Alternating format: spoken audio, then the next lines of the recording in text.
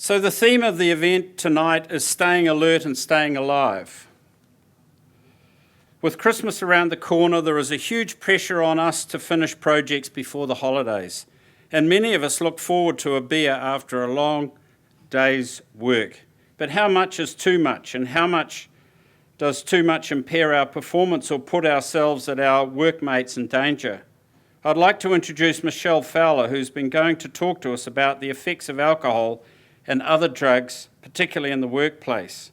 Michelle will enlighten us on the impact of impairment and the safety issues relating to this, different substances and their effects on wellbeing, people, community and the industry, what the safe drinking guidelines are, and tips of reducing substance use and improving wellbeing.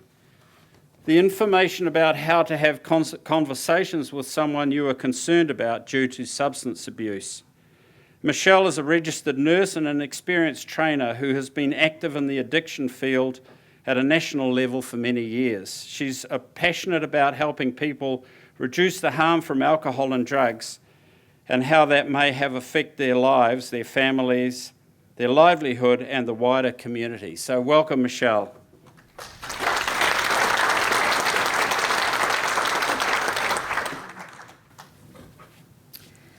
I'd just like to thank you for having me along this evening.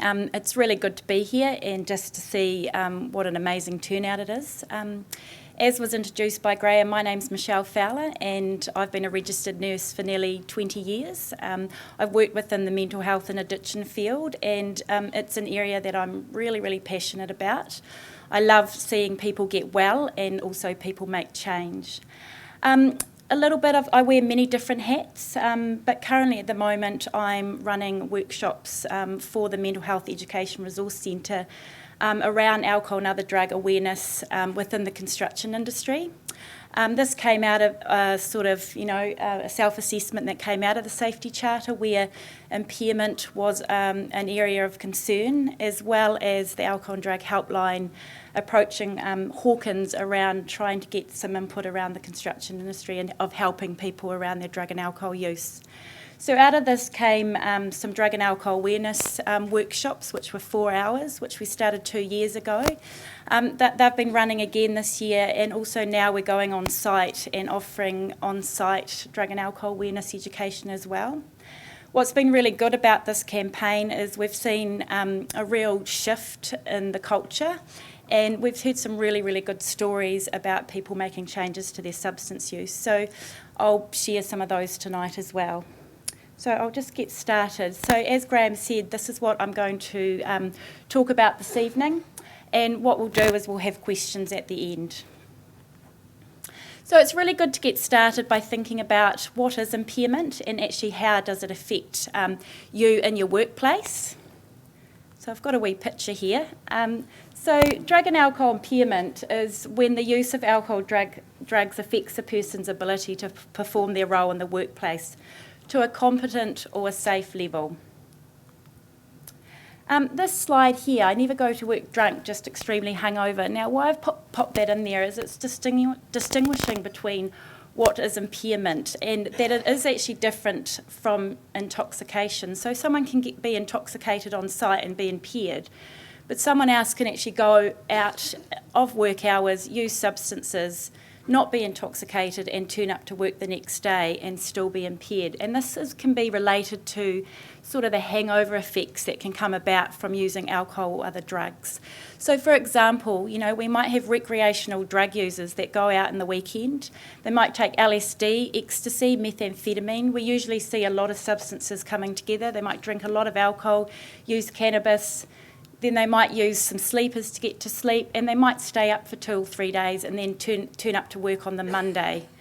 Now, they might not be intoxicated, but they're fatigued, and they've also got the after effects of the substances on board, which can actually be a safety issue on site. So some signs and symptoms of work impairment is there can be slower reaction times, people can be more accident prone, there's higher risk for making mistakes, there's impaired decision making, people can't concentrate properly, they've got poor judgment. There can also be poor work performance. So you might notice a difference with your colleague or the person on site. If they're actually a good worker, but then you start noticing that their work's slipping, they're starting to make mistakes, they're a bit forgetful, they might be turning up late, those sorts of things. So it's thinking about those things that you're noticing around your colleagues or your peers. Fatigue is a really, really big one. You know, there's fatigue from working long hours and the stress associated with that, and then you go and use substances sort of to deal with the fatigue and the stress, and then the cycle continues. So, you know, people turning up to work on site, as you know, fatigued can be a real safety issue. You can notice people having more sick days, and, you know, we talk about Monday-itis or Friday-itis or Thursday-itis or Saturday-itis, depending on, you know, what days people are going out and using or drinking and then not turning up to work. So I have had a lot of feedback within the workshops, you know, saying here in New Zealand there is a real binge drinking culture, and it's quite common for a lot of the young guys to not turn up on a Friday or a Saturday because they've been out drinking.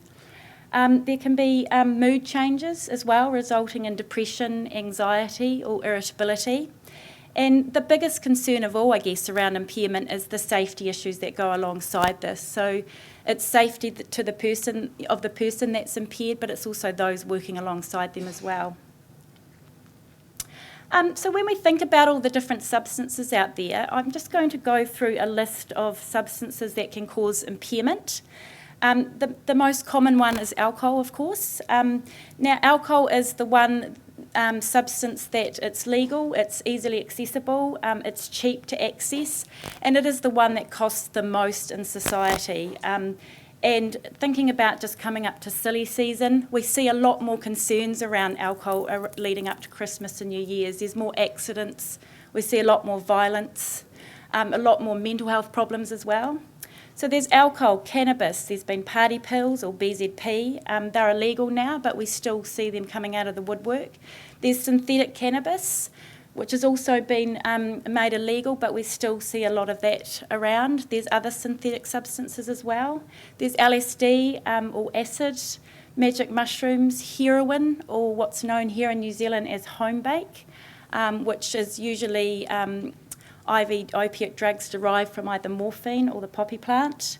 There's inhalants, glues, gas, butane, petrol, paint, nitrous oxide, amyl nitrate, amphetamine, speed, methamphetamine, also known as meth, P, crack, cocaine, ecstasy, MDMA or E.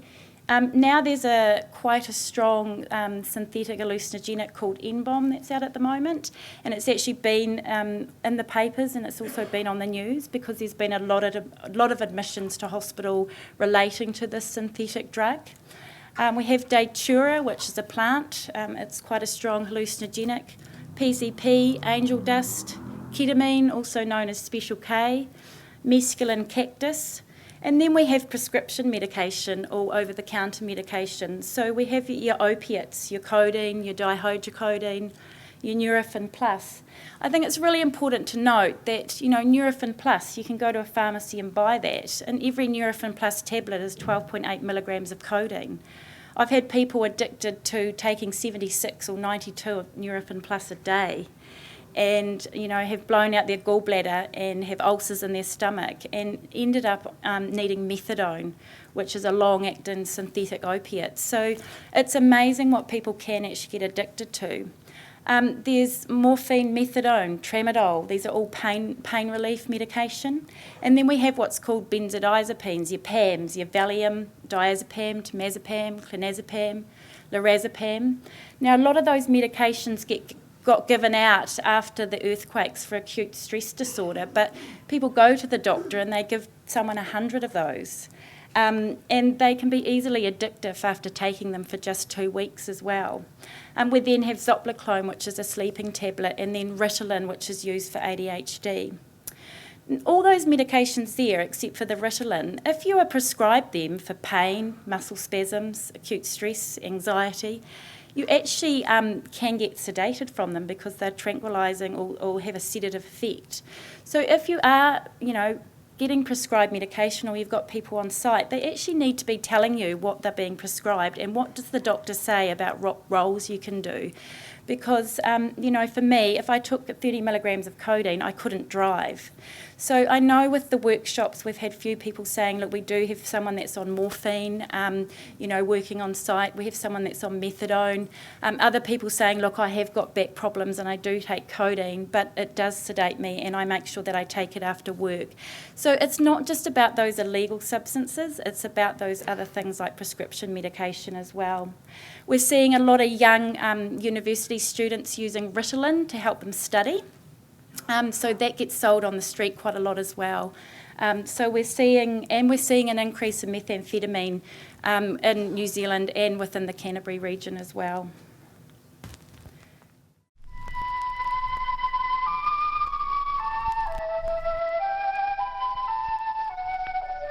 The wood spider is the most accomplished of all web-building species.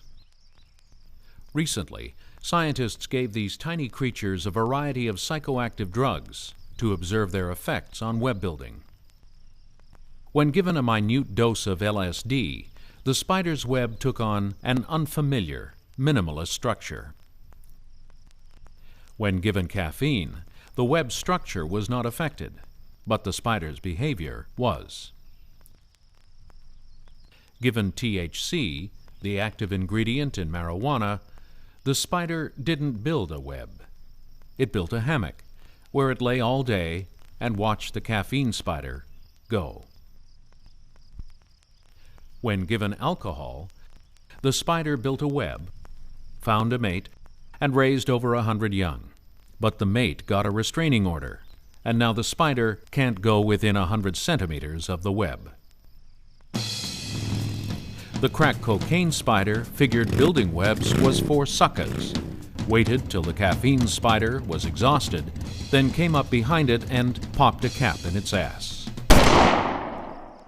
Nice web, Mr. Crack Spider. When winter came, the marijuana spider had no place to live. It ended up in the crack web as the crack spider's bitch. For more information on the crack spider's bitch, contact the Canadian Wildlife Service in Ottawa. So that's actually quite a good video just to highlight some of the effects that substances can have. I actually really like that video. It's a really good one. So I hope you enjoyed that. Before I get on to looking at the impact of alcohol and other drugs on people and the community and the construction industry, I just want to talk a little bit about wellbeing. So part of my role, and most of us working within the mental health and addiction field, is our main focus is on wellbeing, improving people's wellbeing and their quality of life. So thinking about what wellbeing is for yourself, but it's usually about having a balance between the physical, the psychological, the social, environmental and economic factors or aspects in our life. And if one of those areas gets out of balance, and then it sort of disturbs our overall well-being. So it's thinking about that substance use can have a significant impact on well-being. And it's not just for those that are addicted or dependent. It can be those that are just using it socially or, on a one-off occasion, one time a week, because it can have an impact that way as well. So when I think about well-being, this is just an example when I think about well-being for myself, but it's thinking about having good positive relationships in my life. It's about good physical and mental health. It's about getting enough sleep. I've got a 20-month-year-old, and I know being in my late 30s, having a baby, I really struggled with not having sleep and how that actually affects your overall well-being. Time to have relaxation, that you've got sort of work study or you've got a purpose and a meaning to your life, but there's balance around that there's happiness and joy. It's about being active or having hobbies that you find enjoyable and that makes your soul sing. So if we think about bringing substance use into this, think about the different areas that it can impact. For example, alcohol, it's a central nervous system depressant. People think, I'll drink alcohol, it'll make me sleep better, but it actually doesn't. A lot of people actually wake up in the night because the alcohol's sort of having that effect on the central nervous system, it makes it overexcited. Thinking about, if you're working really, really long hours and there isn't time to fit in relaxation and your hobbies and you get overstressed and then you start, drinking or using substances to deal with that, how that flips out your well-being as well. So I'm just going to look at what is the harm of alcohol and other drug problems. It's a quick overview. The way I think about it is that it can impact on these 4 areas of our life: liver, lover, law and livelihood. So liver is about the physical and mental health. So it's when substance use starts having an impact, like injuries, you might be having hangovers, headaches, there could be problems with your stomach, you might have high blood pressure, you could get ulcers, there might be respiratory problems from smoking too much cannabis. And then there's the mental health. So substances do play a part in people's mental health. We usually see depression, anxiety. There can be psychosis, and we also see people self-harming or taking their lives as well while they're under the influence. The next area is lover, so relationships. So when any relationships start to be affected because of your substance use or those people around you that are using substances, it can affect your family. So, your partner, your children, those sorts of things, as well as your friends and your work colleagues. The next one is law, so anything to do with the laws. So it could be driving under the influence, SIFs being involved because you're neglecting your children. It could be that you've assaulted someone while you were under the influence. It could be that people are actually committing burglaries or theft to get money to buy substances, and some people are committing crime while under the influence. And we hear a lot of that about methamphetamine, high levels of methamphetamine users who have ended up doing something quite significant and actually don't remember doing it because they haven't slept for, 2 weeks, plus the amount of methamphetamine that they're using. And then there's the livelihood. So substance use can start affecting finances, work, accommodation, hobbies, those sorts of things as well.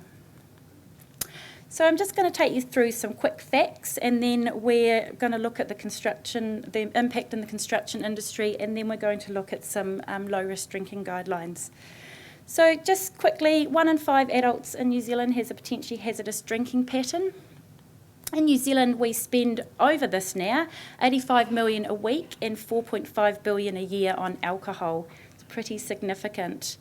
With methamphetamine, New Zealand has the 3rd highest reported proportion of the population using methamphetamine in the world. There had been a massive campaign around methamphetamine, and actually it had come down, but we're seeing quite a resurgence at the moment. I've had some people come into the workshops and say to me, Michelle, a lot of the guys now are saying, if you're going to do drugs, go to Class A because it comes out of your urine quicker. So there's this different mentality going on around taking substances now, so going straight to the methamphetamine instead of smoking cannabis. So that's a real concern. In regards to cannabis is the most commonly used drug in New Zealand. Around about 14% smoke it regularly. And after alcohol, cannabis is the drug that New Zealanders most often ask for help with. However, this year, with the Drug and Alcohol Helpline, it's always that people would ring around alcohol, cannabis, methamphetamine. We've had more methamphetamine users ringing up and seeking treatment than cannabis users this year. So it'll be interesting to see what happens around that over the next coming months. Within the industry, for those that are impaired, they face a higher chance of injuring themselves on the job and a higher chance of losing or resigning from their job, and then the knock-on effect that comes from that within their family, the community and so forth. Work colleagues of employees with AOD problems face increased risk of injury. There can be increased workload, increase in levels of distress because, you're having to carry this person, they're turning up to work, you're having to deal with their moods, their work performance. And there can be possible work to redo and or cover up for an impaired colleague. So one of the workshops we had a whole site, a whole business actually come in, and it was because they were working with this guy who was impaired every day, and he came along to the workshops as well. But it was really interesting just to hear, the young guys in his team, just how much it was impacting on them turning up to work daily and having to carry this person. So the guy wasn't interested in making change, so it was really interesting just to see them come along and get really motivated within the workshop and actually take something away with them. So employers are faced with, of course, poor productivity and profitability. Affected employees are a danger to themselves and others, which is a massive concern, and it can actually be potential employee health costs as well. Okay, so what we're going to do is we're going to look at standard drinks and safe drinking guidelines. So basically, I'm just going to tell you what a standard drink is. We've put a handout on your seat called Drink Check, and it is in there. So a standard drink is 10 grams of alcohol. So a standard drink of beer would be a 330ml can or stubby of 4% beer. It would be 100 mils of wine or 30 mils of spirits. And if you're thinking about what you like to drink, if you drink a lager, a bottle, 330ml bottle of lager is around about 1.4 standard drinks. A bottle of white wine is 7.7 standard drinks. A bottle of red wine is 8.3 standard drinks. A cask of wine is 30 standard drinks. Your RTDs, 7%, they're around about 2 standard drinks, and a 1125 of spirits would be around about 40 standard drinks. So what do we need to know about standard drinks? Well, basically, first of all, around your liver. For a male with a healthy working liver, it will take your liver 1 hour to process 1 standard drink. For a female, it takes actually a lot longer than that. We have less of the enzyme that breaks down alcohol, and we have less room for the alcohol to move around. So women usually suffer more toxic effects from alcohol. So with the standard drinks is that the World Health Organisation, and now here in New Zealand the Health Promotion Agency, have come up with some low-risk drinking guidelines. So in your drink check, if you go to the middle page, it has those guidelines there. So if you want to reduce the long-term health risks associated with alcohol use, if you're drinking daily, they say, basically for a female, don't be having more than 2 standard drinks per day and no more than 10 standard drinks per week. For a male, no more than 3 standard drinks per day and no more than 15 standard drinks per week. And at least 2 alcohol-free days, and that's to give your liver a break from the alcohol. If you're going out on a one-off occasion, the guidelines say, for a female, no more than 4 standard drinks, and for a male, no more than 5 standard drinks, and no alcohol for pregnant women is the guidelines now. Now, these are just guidelines. Basically, just to tell you, 30 to 40% of New Zealanders drink above these guidelines. So they're just there to say, hey, if you want to reduce your risk, this is where it's sitting at, and thinking about calculating up how many standard drinks you actually have on an occasion and over a week. In this drink check, I haven't got time to take it through it with you now, but there's a test at the beginning. We'd really like you to take that away and fill that out for yourself. And it looks at your drinking over the last year, and it's a scratchy. So you just go through and scratch it gently with your nails, and then you add up your score at the bottom. And then when you turn it over, it basically tells you where your drinking is at, whether it's low, medium, or high risk. So the way that I would work with people is I don't say to people you have to drink at those guidelines. I say these are the recommended guidelines. Talk about what their concerns are around their alcohol, and then get them to come up with ideas about how they might like to cut it back and where they would like to cut it back to, and then work with that. So there's your drink check there. Now, we've used the drink check for a number of the workshops, and we've also trained people up to go on and take sessions on toolbox talks around alcohol, and we've got everyone to fill out a drink check as well. So I'm not here to be the fun police. I do actually drink alcohol, and I do enjoy it, believe it or not. It's really about thinking about the impact that alcohol has. If it's got to the point where it's crept up and it's got a bit much, you're aware of that, just think about ways of being able to cut it back.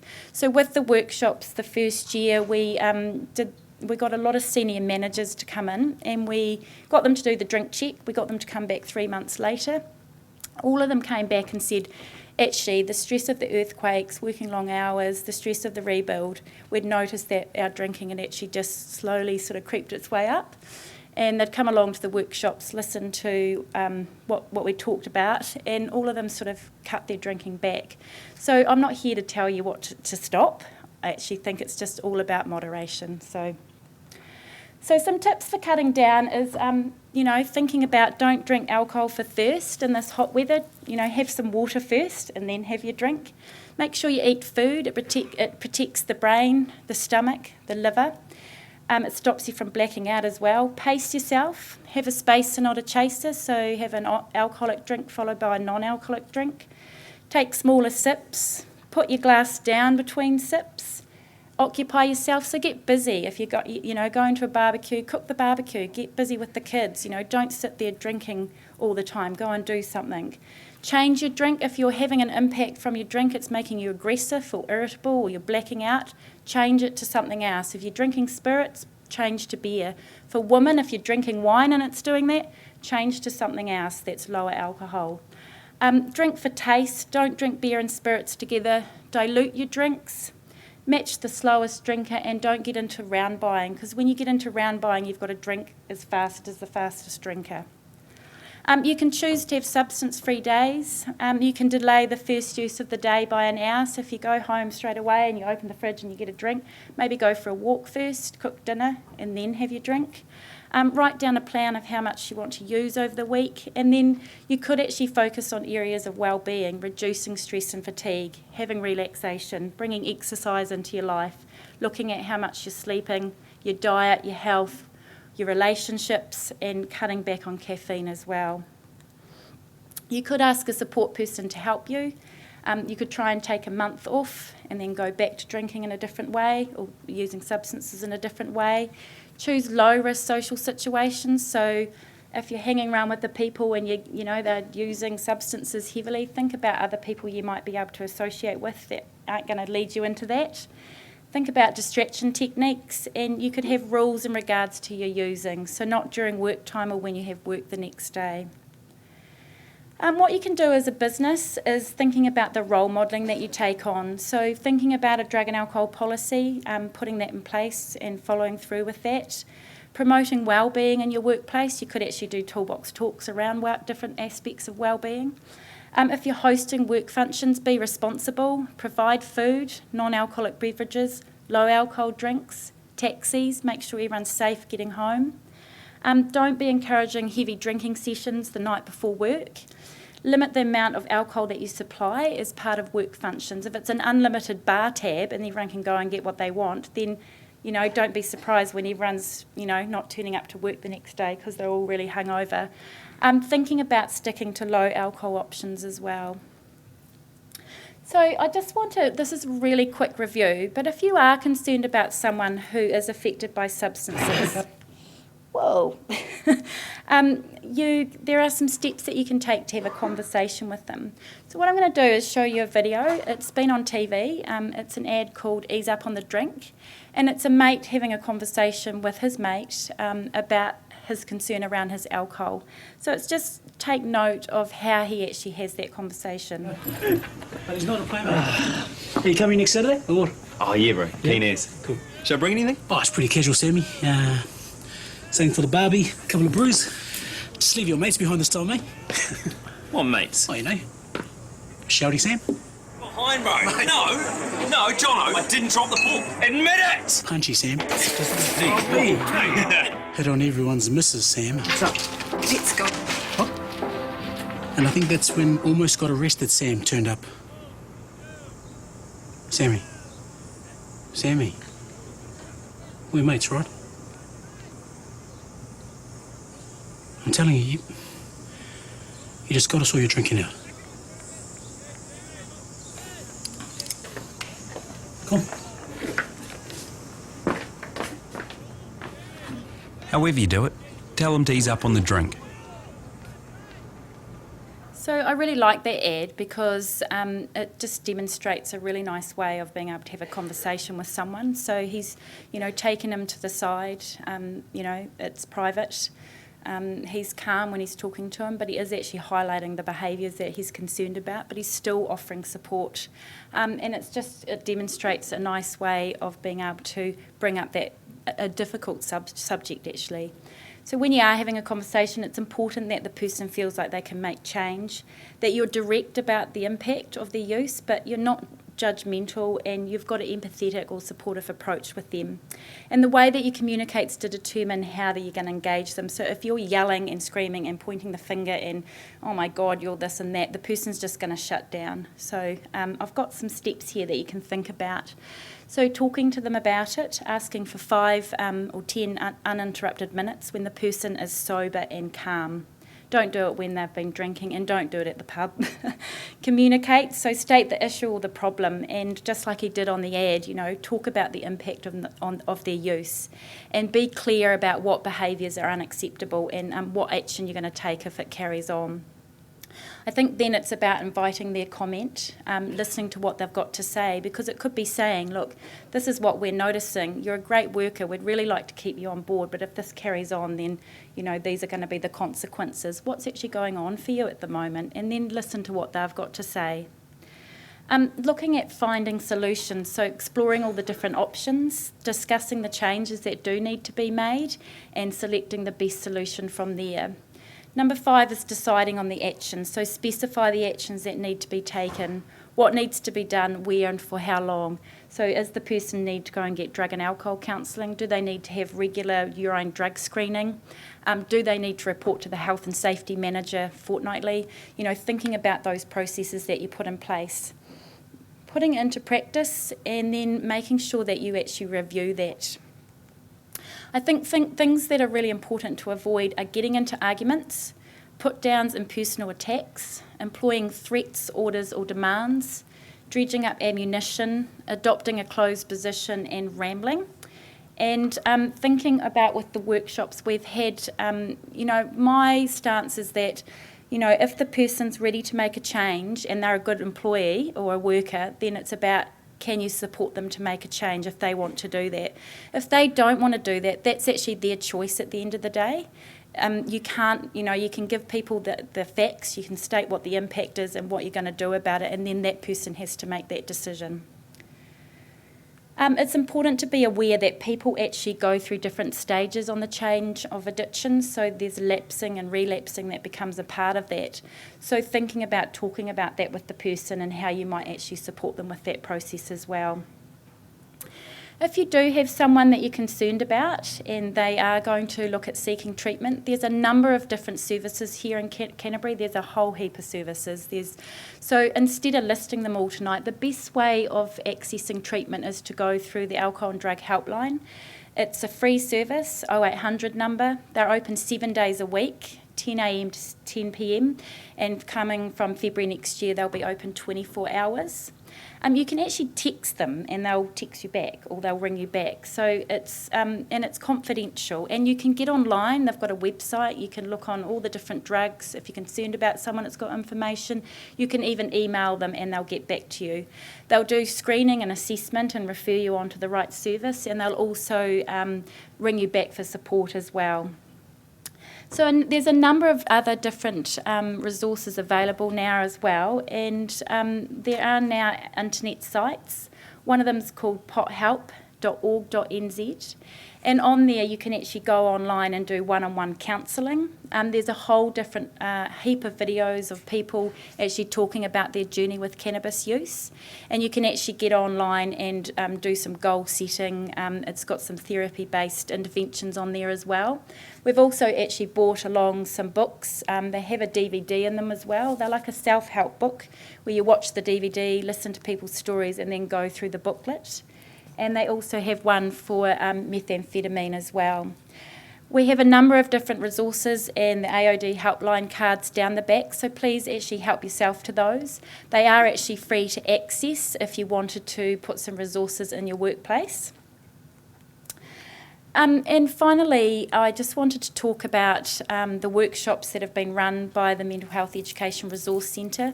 They actually have come out of a working party that's been come from the construction industry, where we have ACC, the Health Promotion Agency, we have Naylor Love, Corbell, Hawkins, Fletcher, Southern Response and Arrow Health and Safety Managers come along to that working group.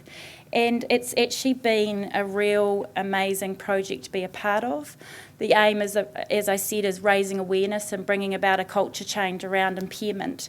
So out of that came these workshops. We've actually put a flyer on your seats. And we've been providing those for the last 2 years. But if you're thinking that that would be helpful for your business or your place of work, then please get in touch. We could come either on site, or you could send people within your workplace along to one of the 4-hour workshops as well. Thank you.